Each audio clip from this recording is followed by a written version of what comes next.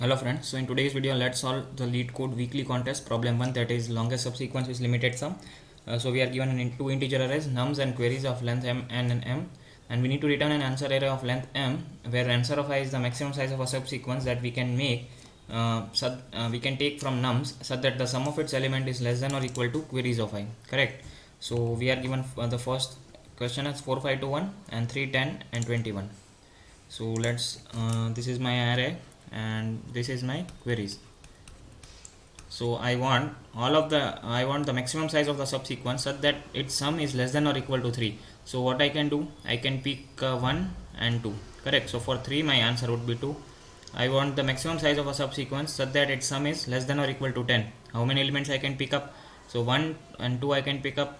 Obviously I can pick up 4 also, but I cannot pick up 5. Why? Because now my element sum would be, then if I take the entire array for 1 2 4 and 5, my sum would be uh, 12, right? So which is not acceptable. Why? Because I want sum less than or equal to 10 only. So for 10 I can pick up 1 2 and 4. I can check that sum is 7 and which is less than or equal to 3, so I can take 3 elements.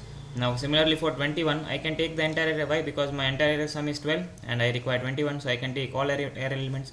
So this is the answer for this problem, right? So while solving you can think of some, we need that we require the minimum.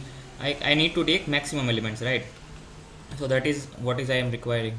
I need to take maximum elements in the subsequence, so such that sum is less than or equal to certain value required, or let's say some value, right? So how can we do that? So it is simple, I think. If we sort the element, if we sort, this is 4 5 2 1. Now if I sort this in ascending order, sort this array, and then I for each queries of I check in my array if my sum. So I will start with the first index of array. I would check sum. I would initialize one variable sum to 0, and I would initialize one variable count to 0, right? I will start iterating. So sum now becomes 1, so sum now is 1. Okay, sum now is 1. Yes, still my sum is less than or equal to 3. I can take more elements, and my count is also 1 now. Yeah, I can take it. Now my sum becomes 3. Yes, 3 is less than or equal to 3. Yes, I can take it. So my count becomes 2, so I would taken 2. Similarly, when I try to include 4, my sum would change to 7, right? But it is not less than or equal to 3, so I would not increment my count.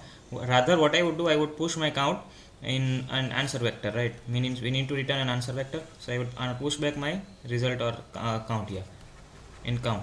So that is the case. Similarly for 10 we would start again iterating with sum equal to 0 and count equal to 0, and we would go in the loop till my sum is less than or equal to 10. Correct. And I would count the number of elements and then I would push in the array. So yeah, it is a simple sorting question. So let me show you the code. Yeah, so we take an answer vector, we sort the number arrays, we then iterate over the queries. What we require is I. We require the sum to be less than or equal to I, correct, or required. Then I initialize some variable count to 0, and then I am checking for auto in nums, means I am checking if my sum plus the current element is greater than required, then I would break it, else I would count that element and increment my sum, and towards the end for that queries of I would push my count. So this is a simple problem. So yeah, I would solve the further problems in next videos. So if you like the content, please do not forget to like and subscribe the channel. Thank you.